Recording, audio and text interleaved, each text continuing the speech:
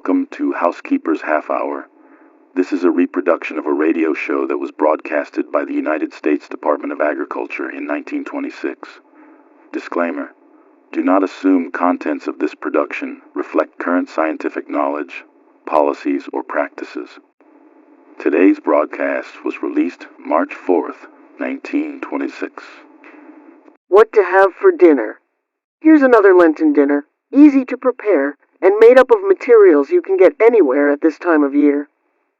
Begin it with a vegetable soup made from vegetable stock and any combination of vegetables you can get easily, such vegetables as onion, celery, green pepper, cabbage, carrot, turnip, tomato, potato, parsley, and many others, in amounts that suit your taste, may be used. Each should be cut up in fine pieces and browned in a little butter before being cooked in water. Start with the one that takes the longest to cook. You can make your soup especially rich if you boil your potatoes, cut up in small pieces, for about 10 minutes, and then use the water in which they were cooked for cooking the other vegetables. A little barley, rice, vermicelli, or tapioca cooked with the vegetables will add food material and flavor, as will a few legumes of any kind, beans, peas, or lentils. Some of these require much longer cooking than fresh vegetables, so if you intend to use them, cook them separately and add them to the soup. Salmon loaf is the main dish of our dinner. It is made from canned salmon, which can be bought anywhere and is not expensive. Get a pound can of a good grade salmon with flaky meat and few bones. The recipe for it will be given a little later. You will need milk, breadcrumbs, and 2 eggs as well as the fish, and it will take about half an hour to cook. Creamed potatoes and buttered carrots will be excellent with the salmon loaf. Most housekeepers believe they know how to cook potatoes and carrots without instruction, but a hint or two may not be amiss. If you want an extra good flavor in your creamed potatoes, do not make a white sauce and mix them with it. Instead, cook diced potatoes until just done, without being mushy. Drain them and sprinkle them while still hot with flour. Use a rather flat saucepan so that the potatoes may spread out. Use as much flour as you could put in your white sauce, about 2 tablespoons for 2 cups of potatoes. Put the milk in the pan with the potatoes and dot the top with 5 tablespoons of butter, cut in small pieces. Season and set on an asbestos mat over a low flame to thicken without stirring. As you are using the oven, you may put the pan in it with the gas turned low. Scrape the carrots and slice crosswise very, very thin. Use a vegetable slicer if you have one. Cook in a covered pan in a small amount of salted boiling water until tender, which will be in about 10 minutes or less. Drain them and season with butter or cream, salt, and pepper, putting them back in the stove for a few moments to allow the butter to reach every slice. Prepared in this way, they will appeal to many who ordinarily protest that they never eat carrots. Carrots will make you beautiful, is what children used to be told to get the carrots eaten. That was before people knew how to prepare them in such ways as this. Indirectly, however, this beauty idea is true both for adults and children, for they are an excellent source of mineral matter which is used in regulating the body processes and building tissues. They contain an excess of the elements necessary to maintain the normal neutrality of the blood and tissues, and are especially rich in calcium, which is essential in the building of bone structure. The average American dietary has a scant margin of safety in respect to calcium. Carrots cooked in milk are a calcium-rich combination especially adapted to the needs of growing children. But the most notable point about the carrot is the fact that it's a good source of at least 3 vitamins, A, B, and C. Carrots cut fine and cooked by the short process just described retain their valuable vitamins best. As a second vegetable, or by way of a salad course, you might have hot slaw with egg dressing. Cabbage must necessarily be used frequently at this season, for it is one of the few available green leaf vegetables, and by serving it in many different guises it may be made to seem different. If you can get red cabbage, you might use that. Stewed apricots make an easy dessert. They must be soaked several hours, then cooked in water enough to cover, until they are soft. This does not take long. Sugar is not added until the apricots are almost done, as they scorch easily when the sugar forms a rich syrup with the water in which they are cooked.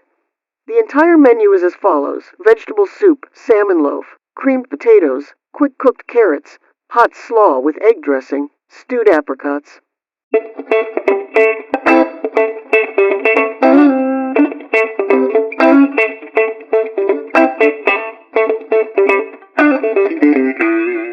Today's best recipes. Ready with your notebooks and pencils now.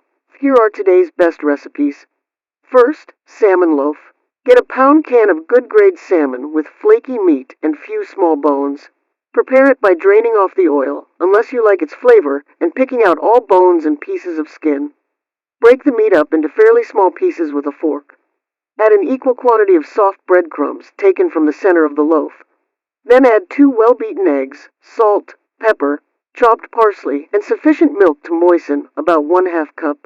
Place in a greased baking dish, mold into a loaf, and bake in a moderate oven until brown. Or if you wish, you may increase the liquid to 1 cup, place in greased timbale molds, and bake surrounded by water until firm. Next on our menu comes hot slaw with egg dressing. This is particularly acceptable to those who do not like the flavor of oil in salads. The ingredients you will need are 2 eggs, 4 tablespoons water or cabbage stock, 3 tablespoons vinegar or to taste, 2 tablespoons shredded green pepper or 1 teaspoon onion juice or 1/8 teaspoon celery seed, 1 teaspoon salt, a few specks of dry mustard, half a medium head of cabbage, about 1 quart, and 1 tablespoon sugar. Shred the raw cabbage finely. Beat the eggs well, add the salt, sugar, mustard, and water or stock. Cook in the double boiler until it coats the edge of the spoon, thickening like a soft custard. Then add the vinegar and pour it over the cabbage while it is still very hot. Let it stand a few moments to blend the flavor of the dressing with that of the cabbage.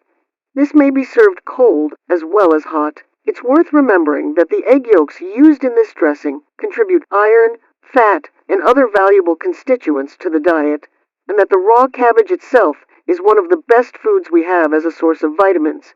So let the family enjoy this good slaw frequently.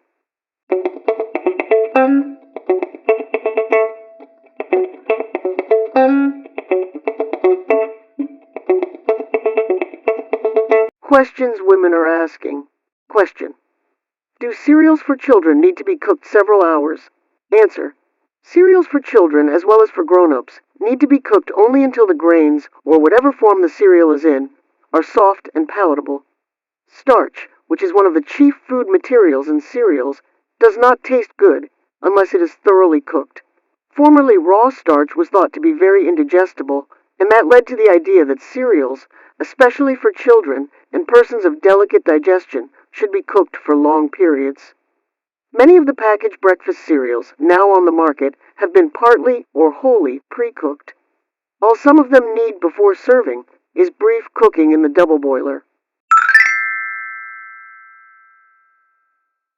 Question: what is the general rule for substituting sour milk and soda for sweet milk and baking powder, or vice versa, in making quick breads, cakes, and cookies?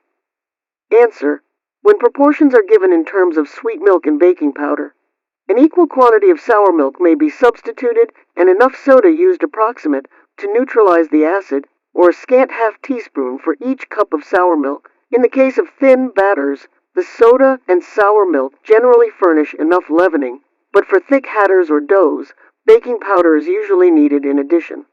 When sweet milk is to be used in place of sour, baking powder is substituted for all of the sodium portion of 8 teaspoons of baking powder for 1 teaspoon of soda if no other acid ingredient such as molasses is used. If such an acid ingredient is used, as in gingerbread, some soda is required. Question: to what good uses can leftover egg yolks be put?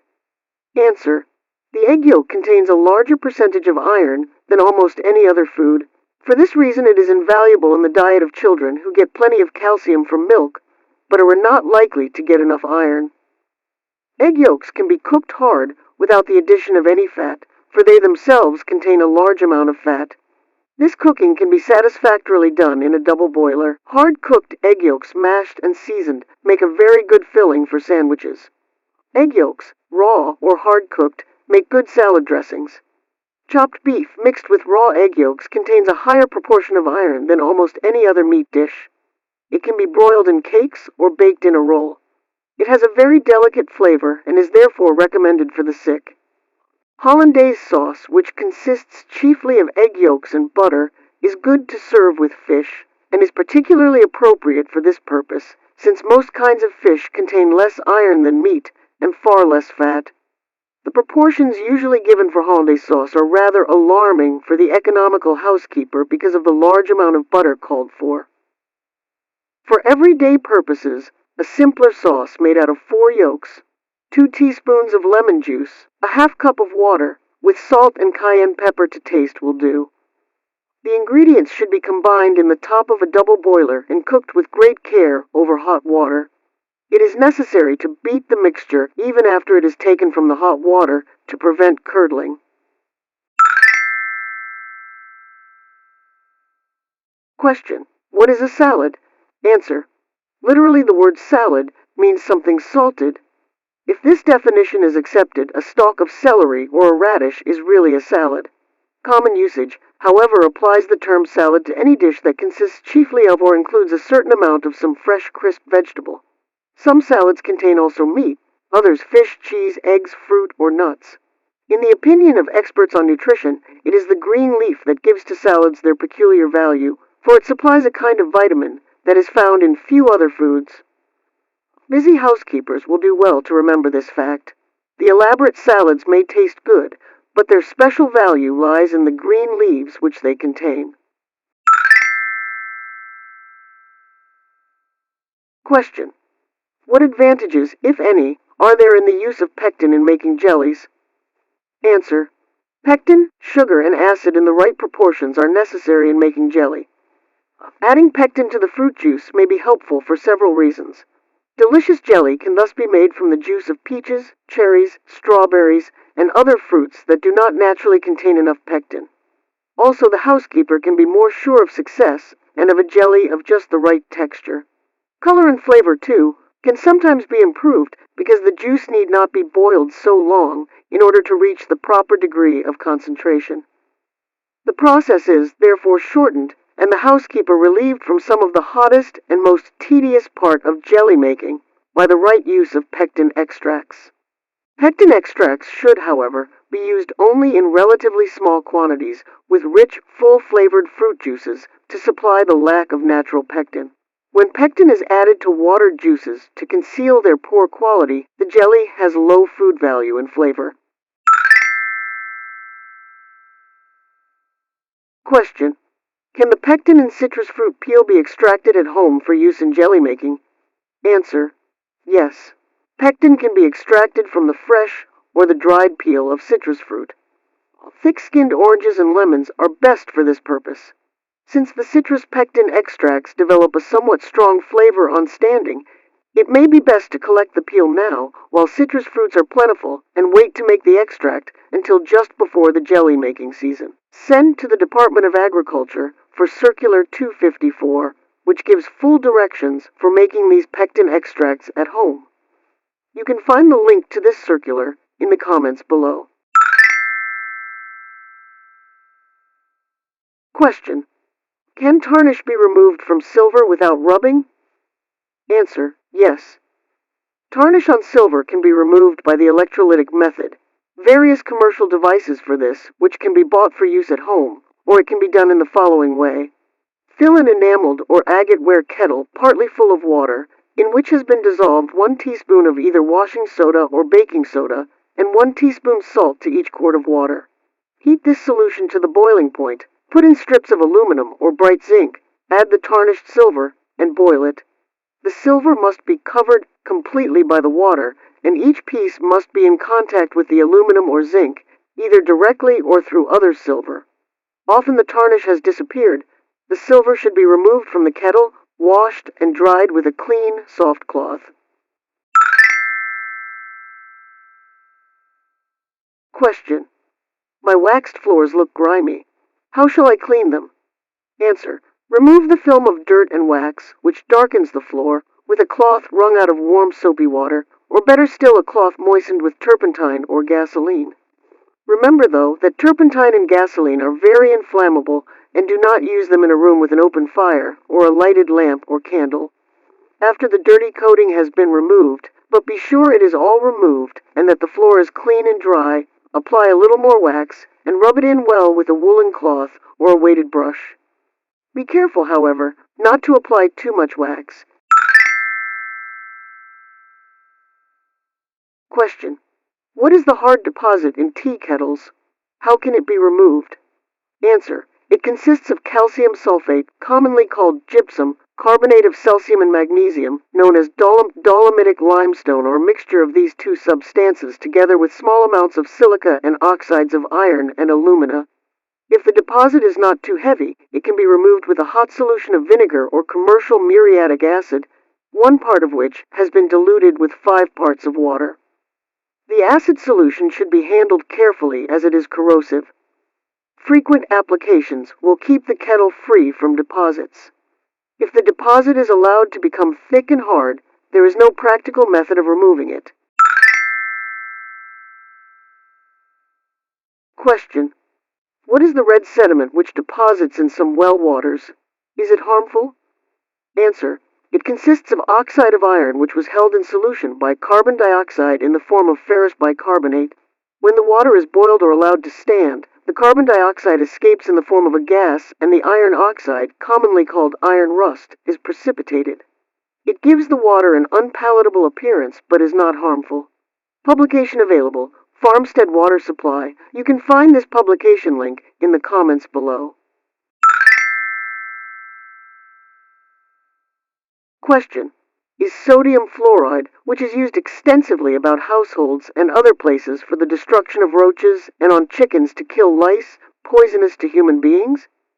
Answer: sodium fluoride and preparations containing sodium fluoride, while not as dangerous as arsenic, are poisonous to human beings when taken internally and should be handled with care. Such preparations should be kept out of the reach of children, and when put out to kill insects, should be distributed in such a way as to avoid all chance of contamination of food products with the material.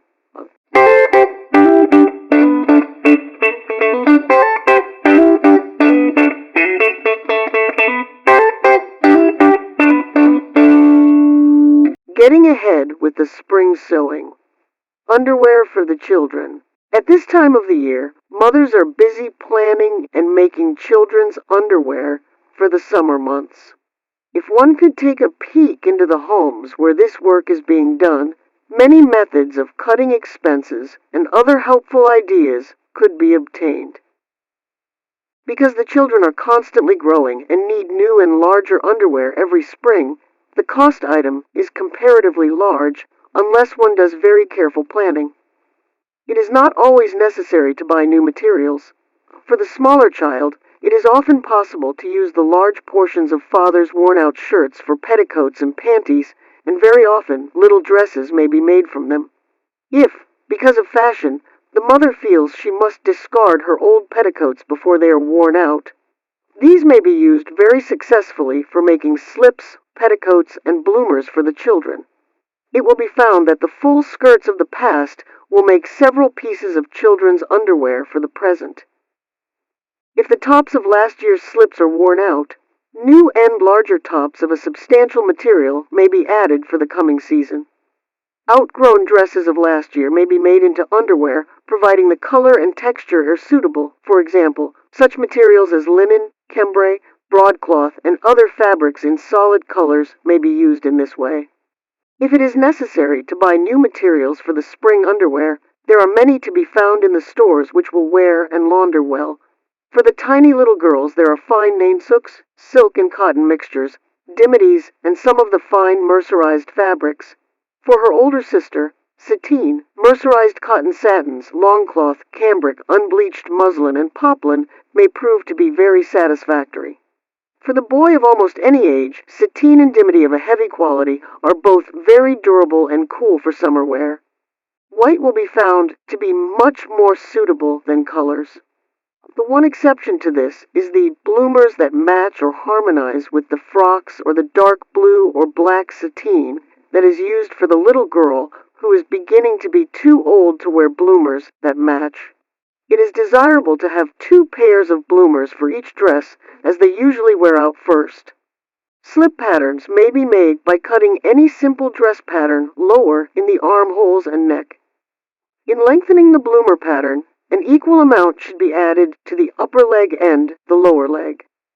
Slash the pattern about 1/4 of the distance down from the waistline and 1/4 of the distance up from the knee. Spread apart the desired length and fasten the pieces of pattern together again with strips of paper pasted across the slash. French or felled seams should always be used in making underwear. Then there will be no frayed edges and no seams pulled out even after many trips to the laundry. Little or no trimming should be used, as it is a waste of time, money, and materials, especially for everyday wear. Undergarments neatly made and well laundered are always attractive and need no trimming. For more dainty pieces, use a fancy stitch in white or an edging of lace or embroidery suitable to the material. For example, a fine val lace should not be used with long cloth. A more substantial edge, such as imitation torchon or Cluny lace, would wear and look much better. If you do not care to make undergarments for the children, you must depend upon ready-mades. Unless you are close to a large city, it is often necessary to order by mail from large department stores or reliable mail-order houses. However, it is sometimes difficult to get well-made underwear, reasonably priced and of durable quality.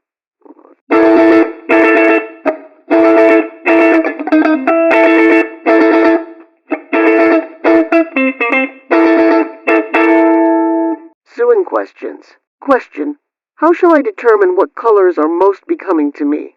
Answer: one very effective method is to drape materials of various colors and textures about the shoulders while standing before a mirror in bright daylight. If the dress is to be worn in the evening, artificial light should be used. As each color is tried, study the effect it has on the color of your eyes, your hair, and your skin. If your skin tends to be sallow, you will notice that lavenders and purples make it appear more sallow, and that shades of rose and reds are somewhat more becoming because some of the color is reflected in the skin. Some of the greens, especially blue greens, will bring out its complement, red, that is in the skin. Colors may also be chosen that will emphasize the beauty of the hair and the eyes. Question: what neckline is most suitable for the round, plump face? Answer: variations of the V-shaped neckline will be found to be most becoming to the round face. The point may be slightly rounded, or it may be made square. It is not always necessary for it to be pointed. A collar may or may not be used. The square neck is also becoming to this type of face, although it is not as pleasing as the pointed neck. A round neck repeats the round line of the face, making it appear more round. Question: in choosing materials for a dress, should the texture be considered in relation to the build of the person? Answer: texture is a very important consideration when choosing materials for a garment. This is especially true in regard to stout figures. Shiny fabrics, even though they are black, seem to increase the size of the wearer. Coarsely woven, thick or fuzzy materials increase the apparent bulk of the figure. Soft, clinging materials should be chosen for the plump person rather than those which are stiff, such as organdy and taffeta. These may be worn by the more slender, youthful figure. Color, although not a texture, is another important factor. Light and bright colors tend to increase the size, while dark, neutral colors decrease the apparent size of the wearer. Well, this concludes this broadcasting of Housekeepers Half Hour. I'm your host, Aunt Sammy. If you did indeed enjoy this broadcast, please consider listening to any of our other broadcasts. New shows are to be put out every week for new education and your listening pleasure. Until next time, remember to keep it tidy. This production was researched and produced by BreakAway Empire LLC.